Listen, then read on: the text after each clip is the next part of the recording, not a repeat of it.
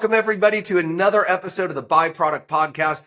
I am your host, Ian Prukner, and I'm excited to be spending a few minutes together with you, getting better together, because when we get better, things get better. And I'm excited to be joined today by my friend, Skylar Lewis. Skylar, welcome to the show. Excited to have you on.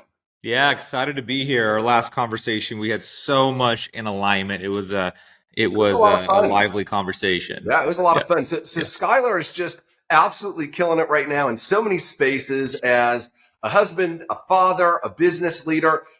He is the creator of the group Rise Up Kings, which is doing absolutely amazing things. We're going to talk a little bit about that. I'm excited for people to be able to hear your mindset on how you started that group, what you guys do there, and some of the founding principles that you're going to talk through. You know, you talk about 4 F's. I actually talk about 5 F's, and they're very similar, right? Faith, family, finance, and fitness. My 5th is future self. Who are you becoming?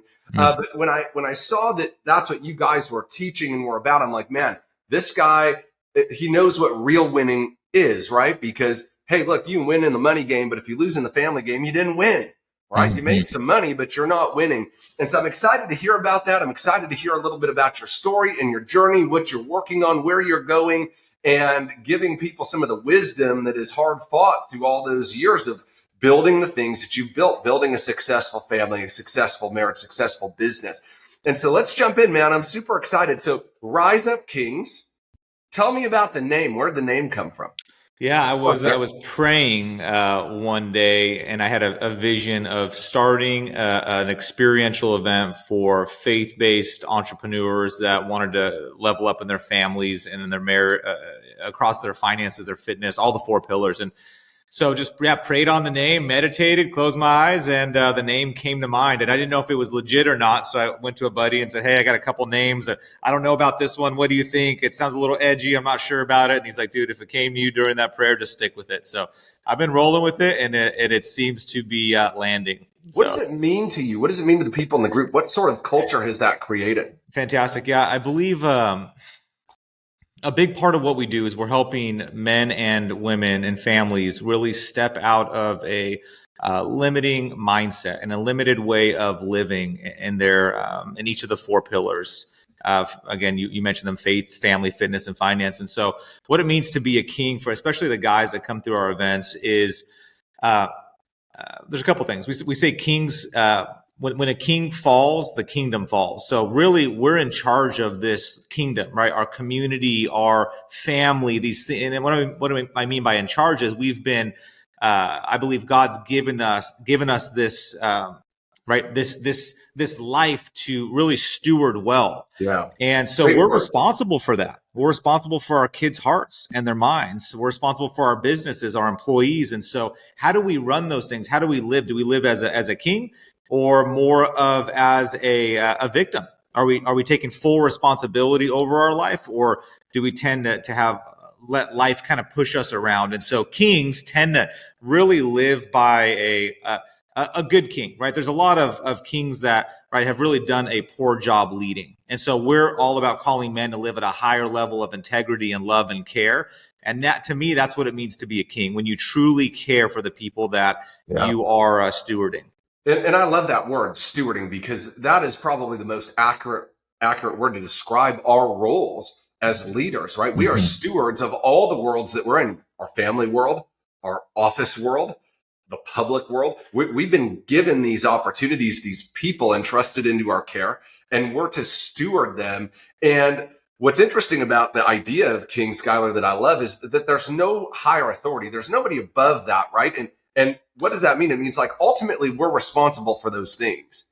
Like, nobody's coming to your rescue if you're not going to be that king. If you're not going to step up into that role, there's going to be a void. It's going to be filled by the world. It's going to be filled by other people's opinions. It's going to be filled by the news media and all the things other people want. And so I really love that idea that it is your kingdom, and you've got to step into that role. You know, one of the things that I always tell people is we're children of the king, right? We're an heir to that throne. Yep. And part of that is, there's responsibility that we just went over, stewardship, but there's also reward, being a child of the king. It's so interesting because there are so many people who are kings, but yet they're like sharecropping in somebody's field because they don't know Yeah. who they are. They haven't Yeah. stepped into that calling in their life. They haven't, you talked about limitations. They're living in the limit. They're a king.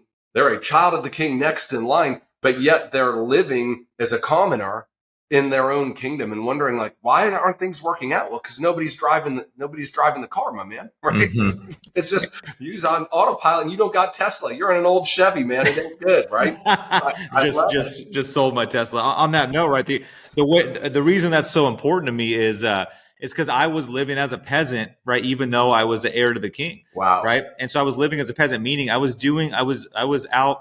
I was struggling with lust. I was struggling with porn. I was struggling with making decisions that were out of integrity. I was lying to people. I had an ego that was protecting my insecurities. Like I was living as this. I was not living a life of excellence. And so I see so many people that are struggling and not truly living lives of excellence, which is what I believe we're called to be. Like Jesus was excellent. And so there's just people that are not. And that was me. And so that's why that word king actually means so much. It's because I was living well below that. And as my identity shifted, you talk about identity, as my identity shifted and I started to see myself as that king, as that heir, like, how would an heir act? Right? How would someone like that act? Would he be out partying hard, getting wasted at a bar, and then driving drunk home? Probably not. Like how would an heir to the king act? And so as my identity shifted, it completely shifted my behaviors and the way I acted. That's so good. Who you're going to be, right? Like, who are you going to be? What choice are you going to make? And I love that you talked about excellence. In my group, the War Room, I talk a lot. We have 5 values. One of those values is excellent. We are people of excellence. We don't just do things. We do them extremely well to the very best of our ability. And then we push our abilities and we go further and we deliver more than we promised, faster than we promised in every area of life. And that's easier said than done, right? Like that is a tough thing to live up to sometimes, but it is a fantastic standard set by Jesus himself to emulate and to work in. So I love that. Let's go back to old Skylar, peasant Skylar, making these sort of bad choices, living how most people live, not really aware of the calling on his life. How did that Skylar become this one? Yeah. I think it just stemmed from the way I grew up. I grew up in a town called Hemet, Southern California, a little 700 square foot mobile home, and so that was my identity, kind of growing up. And so I just, but that was my identity, and I had some drive, I had some fire that was inside of me that wanted to be different, that wanted something more. And early on, I went searching. I started small businesses. I did things to really try to get out of that mold, those associations. And so I eventually found and created some success. I built a couple small little businesses at 20, 21, 22. However, I realized at a certain point that I was doing it more of to prove myself as opposed to living on purpose. And so like the things I was doing, I wanted to prove that I was not that guy. I wanted to prove that I could be successful, that I could have the nice house, the nice car. Like that was me trying to prove myself out of my old identity. And it served me to a point until it didn't, until I realized that, man, there's a bigger game, and I'm missing the game. And the game's living a life of purpose through my business and through supporting other people in whatever endeavor I'm doing. And so that was a little bit of my journey. And there's a lot there, man, a lot of insecurities, struggles, limiting beliefs that kind of I've been working on for the last 30 years. That's amazing. 26 years. Yeah, that's amazing. It begs the question, like, why am I doing what I'm doing, right? Like you can be doing the right things for reasons that are off base, right? And that won't fulfill you, that won't sustain you, that'll leave you empty, tired, ragged, and yet you're doing the right thing. It's just in the wrong heart or the wrong motivation. And I love what you said. It served you for a time. And what I love about life and success and leadership is as we grow, our awareness grows and we can sort of rise above that level that we're at or say, hey, this was useful to hear, but that proving myself thing is really driving me crazy. It's keeping me stuck. And so what got me here isn't going to be what gets me there. I've got to elevate the level of my why.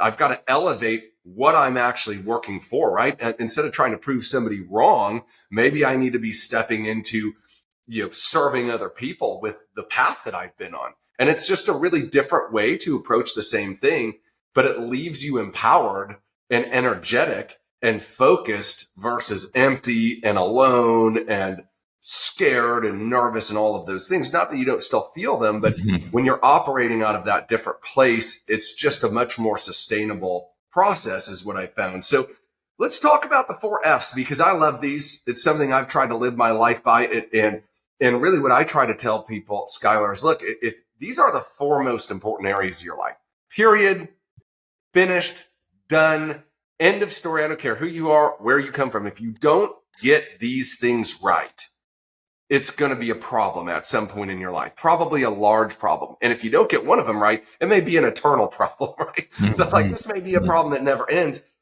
Talk to me about what these 4 pillars mean to you. Let's start with faith. Where does that fit? Because there are people watching this right now who probably wouldn't describe themselves as people of faith or religious people, that they've got their own set of beliefs or lack thereof. Why is that important to you? What has that done in your life and in the lives of people that you help lead and coach?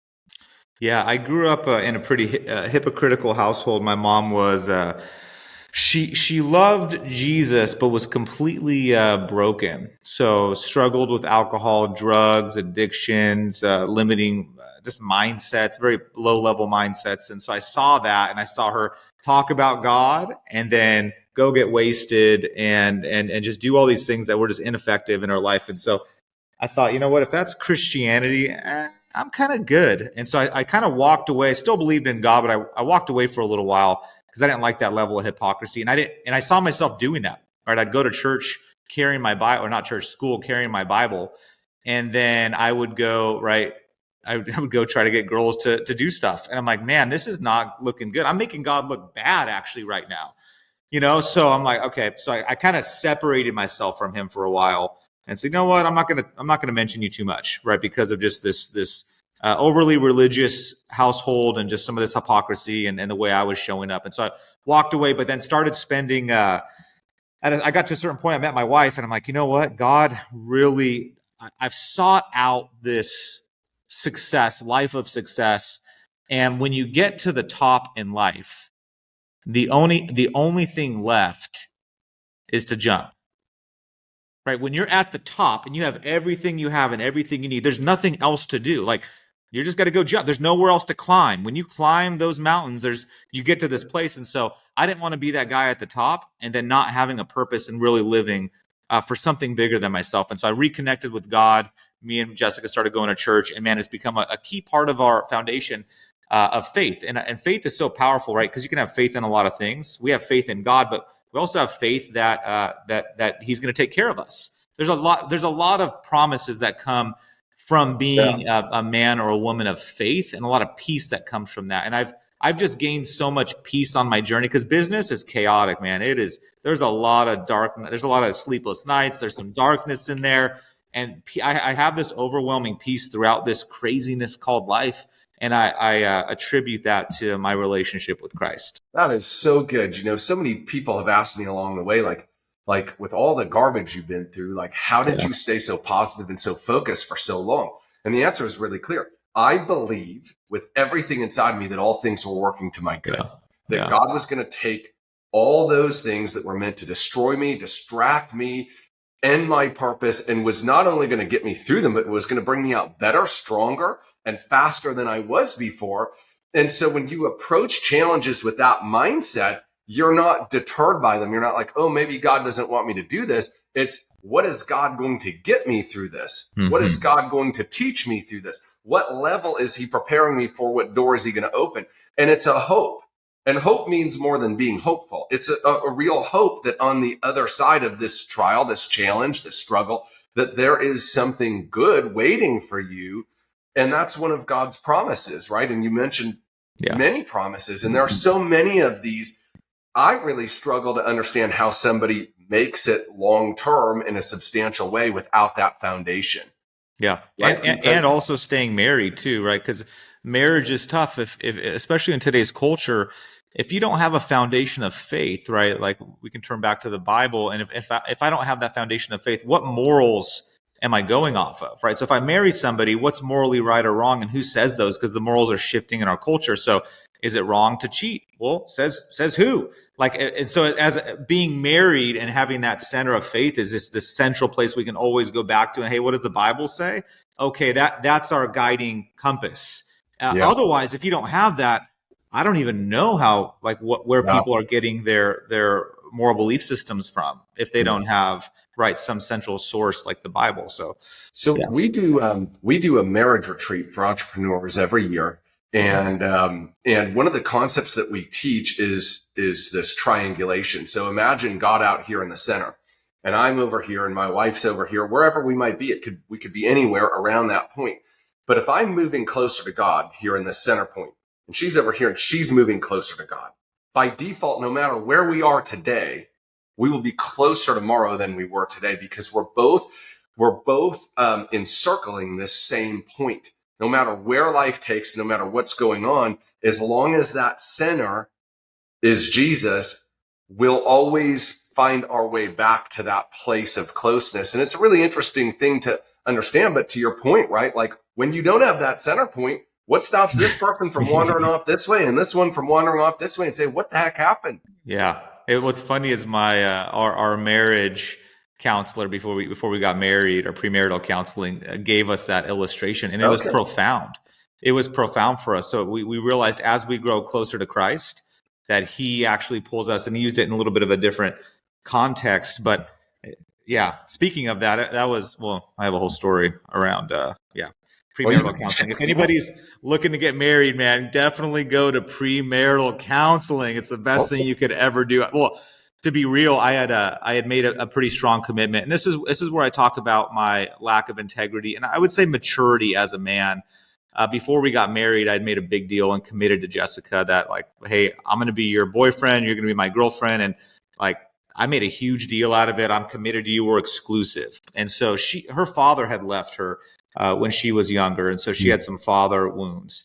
And I was just an immature guy, thinking I was doing the right thing. I had a lot of confidence, but it was a false confidence. And so I ended up making this big deal. And then a couple months later, I ended up cheating on her. So I went and cheated on her with my ex-girlfriend. Big freaking deal. Never told her, though. So never told her. Then we're doing this marital counseling, and the guy says, okay, so here's the deal.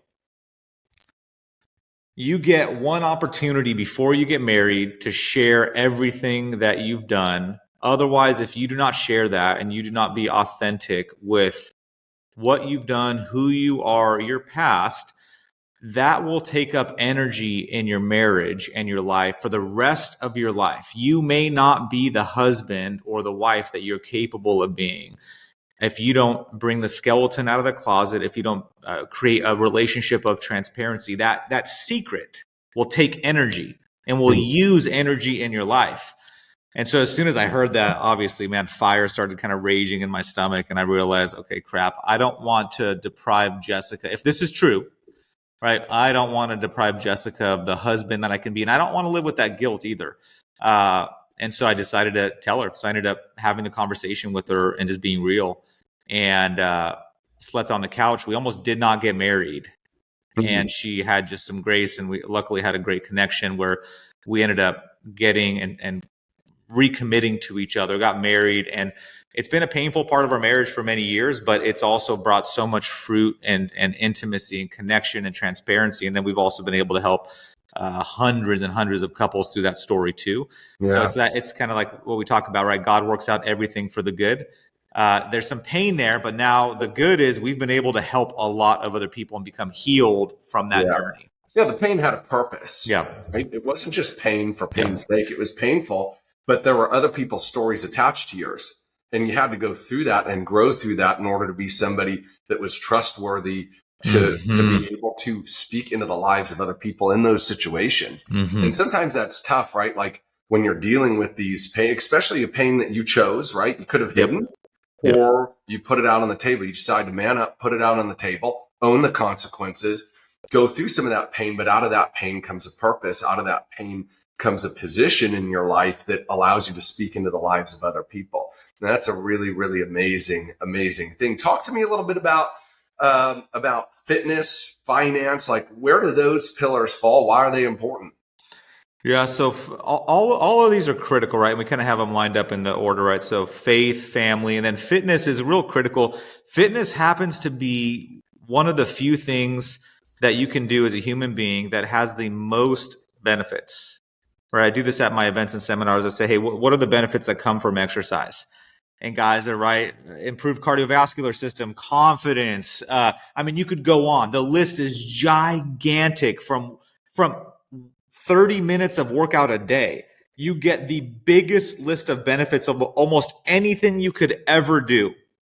And so why is it that we don't do it? Why is it that we're not exercising daily and really committing to that if it really does make our lives better? And so fitness is a key component. And we call this the 4 pillars to power. Because what happens is if you do these 4 pillars and you invest in these on a daily basis, we actually have an app, we track it every single day. If you're working on these things, you will show up with more power every day. Guaranteed more power if you're making these wins and investing in your marriage every day, your faith, your fitness, and your finances, like doing this daily. And so it's a critical, and it's also your it's also your baseline. So what happens is I see these people end up, right? We see successful people, comedians, we see people in entertainment business that create a ton of success, and they always hit the top and then they crash and burn.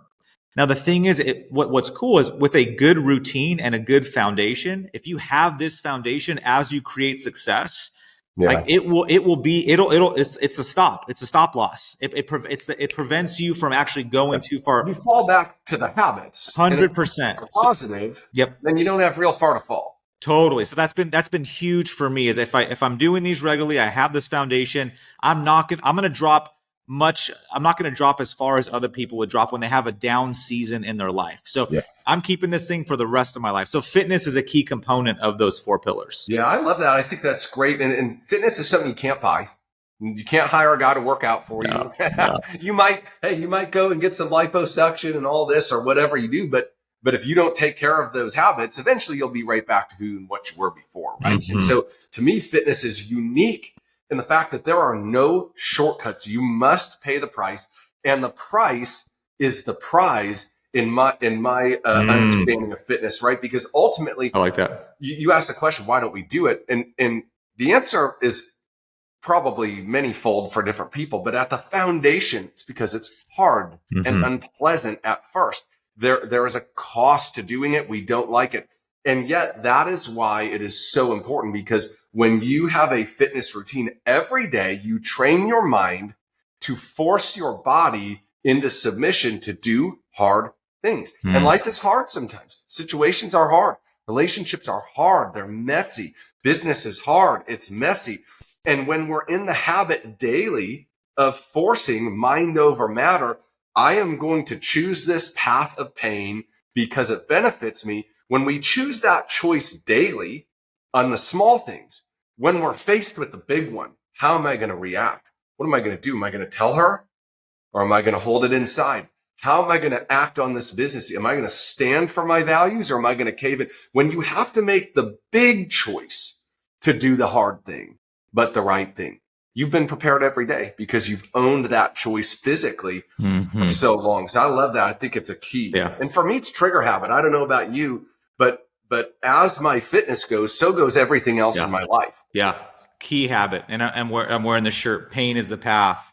And it's one of the things we say at our events, right? Doing the hard things, right? Pain is the path. So I was working out with my son today. He's just turned 11, actually. He just started school, and so he wants to work out with me in the morning. And so he tried to bail out on one of his workouts. We were about to be done. He had two sets left in his bench press, and I'm building this habit in him early of exercise. And so he decided, he sat over, and I do a little mentoring session after each workout where we'll read the Bible, a verse, and then I'll just kind of mentor him for 5-10 minutes. He's like, all right, Dad, it's time to do our mentoring. And I said, wait a second, dude. Like, how come you didn't finish your workout? And he didn't want to. He's like, I said, and so we got clear, like, it was because it was hard. He didn't want to finish it. And the thing is, if we don't finish what we know we should be doing, but it builds that habit of quitting. And so he was like, I was not about to let that habit start to take root in his life. And so man, doing the hard things on a regular basis is just, like you mentioned, so powerful for, it's a critical part of success, because success is not easy. It takes, it's many difficult decisions and hard work to get to the place. Like, you're a successful guy, dude. To get where you got was a lot of difficult, hard conversations and hard work. I mean, tremendous. And I don't know if you've seen this or not. This is just sort of irking me. Well, let's talk about it real quick. Talking about the pain is the path. I just see this sort of shift. And I'm a big fan of, like, don't be a heartaholic and make things harder for yourself than it needs to be, right? Like, sometimes we're our own worst enemy. We make bad choices. We have poor habits. We don't take care of our thinking, and things are hard because we're ill-equipped because of that. But, there's like this movement, like this anti-grind, anti-work ethic, like things should just be easy and they should just flow and they should be effortless and all these things. And that's just total garbage. Mm-hmm. Like, anything in life that is good is hard at some point, right? I mean, what are your thoughts? Have you noticed this? I've just seen it everywhere. Like, these people, like, out here preaching this message of ease and everything should be simple, and don't stress out and don't work so hard and don't do those things. And it's like, well, I don't know where you're going to get. You might have a little bit of success for a little while, but resistance is what creates the strength. Yeah. If you don't go through those hard things, when real hard things happen, you are ill prepared for them. Mm-hmm. I don't know if you ever heard that story with the tree that was placed in the silo. So they ended up having they wanted to see if a tree could grow in like a perfect environment. And so they planted this tree in this perfect environment. They put a dome around it where there was no wind. There was no wind and no outside. And and what ended up happening over years, that tree grew, and it ended up toppling over and having some major issues, because there's something that happens when a tree grows. I'm drawing a blank, but there's a certain kind of bark that is built from the wind and the resistance, strengthening the tree to be strong enough to hold the entire tree up.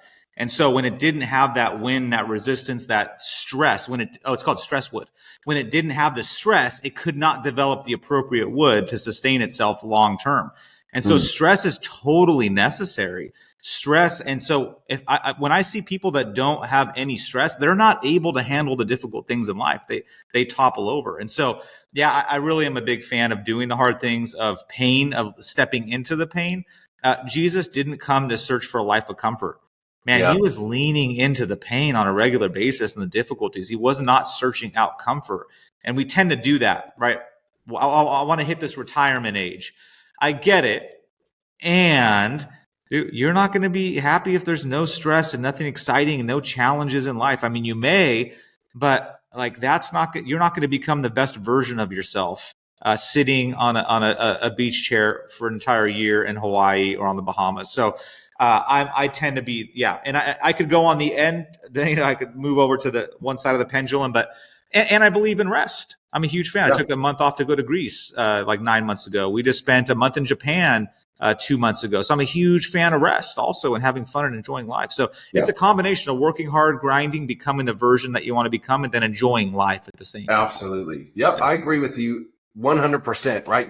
It's like a critical mass. That grind and that toughness that you learn through the hard things is sort of like your prerequisite to get to these places where then you need to take some of that rest. You need to enjoy what you built, because if you don't ever get off that treadmill, life's going to be over pretty quickly, right? And you got to enjoy that a little bit along the way. Talk to me about the financial piece. Why money? Money's not everything, Skylar. Money's not that important, right? Okay.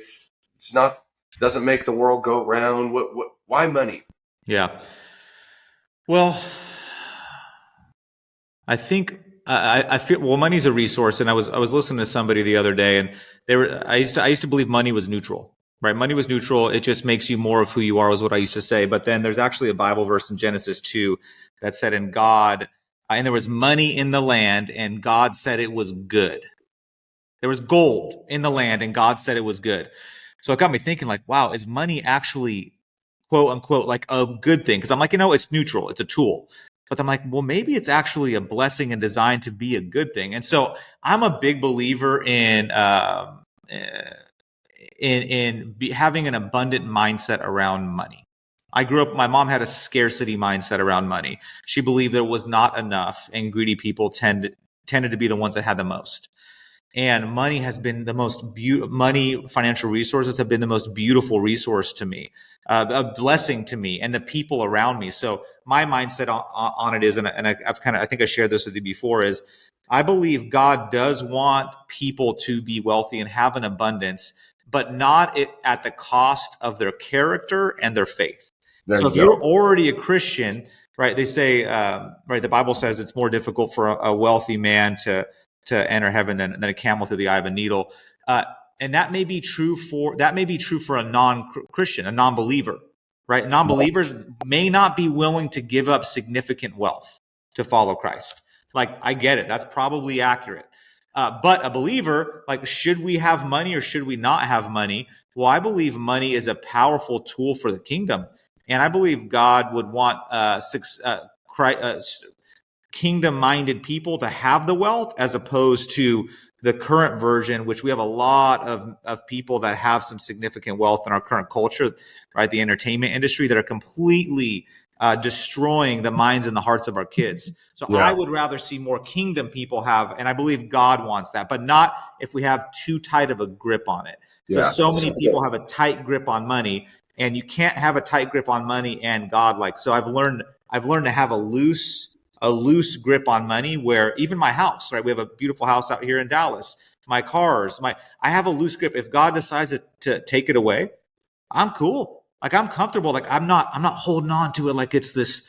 And the same is true with the fear of losing money, right? Sure. So some people have a fear of not having enough money and they're holding on to that. So you can have the greed and you could have the fear. Both of them are idols, and both of them, my belief is, if I hold too tightly on the money, God's going to be like, okay, all right, Skylar, you got too tight of a grip on that. I'm just going to take that stuff away from you. We're going to scoot it out here. So I'm like, Lord, hey, God, I got no grip on this stuff. I'm right here. You could take it if you want.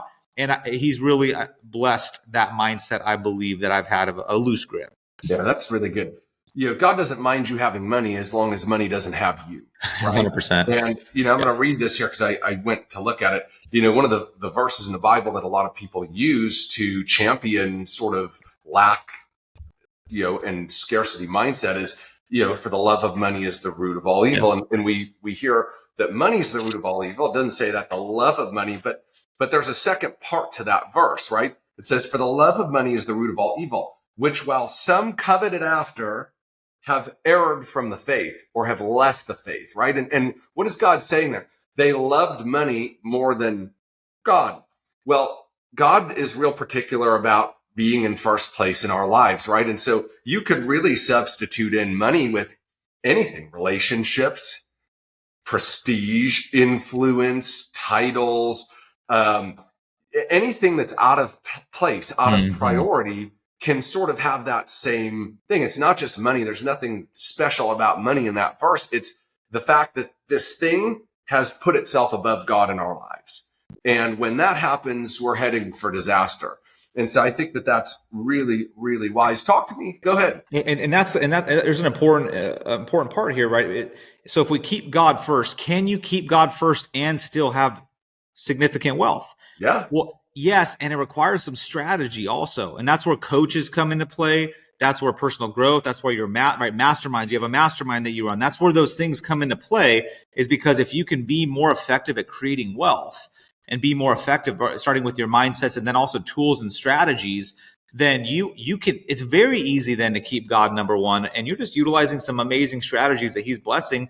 And then all of a sudden your wealth is increasing significantly. So you can easily keep God number one and have money be over here on the side as a tool, as a resource, not as your idol. Absolutely. I love it. Skylar, listen, it's been an amazing chat so far. Talk to me about where people can connect with you. Where can they find more information? How can they get connected with Rise Up Kings? How can they get your book? How can they just connect with you in general and follow what's going on in your life? It's great. Yeah, I have a book called The 2-Day CEO, kind of a lot of those strategies, right? How do you scale and grow a company? A lot of some pretty cool storylines in there. So I have that book, The 2-Day CEO. You can go to .com or on Amazon. And then also riseupkings.com. So if anybody's looking to go to a faith-based personal development experience, like boot camp, it's pretty powerful. I've had So thousands of people now go through that event or a series of events. And then also just my social media, Skylar Lewis, Skylar Lewis. Okay, fantastic. Well, guys, listen, take a few minutes, do it now. Don't wait. Get on Instagram, get on Facebook, get on TikTok, go follow Skylar. Take a look at the websites. If you felt like, hey, man, I resonate with this, I'm looking for that faith-based growth community, I would absolutely recommend you check out Rise Up Kings. What Skylar doing is amazing. And Skylar, thanks for your time today, brother. I really appreciate your friendship, your leadership, what you're doing, how you're doing it, who you are, and what you're about. And it's always great spending some time with you. Thank you, everybody, for joining us. Until next time, we'll see you soon.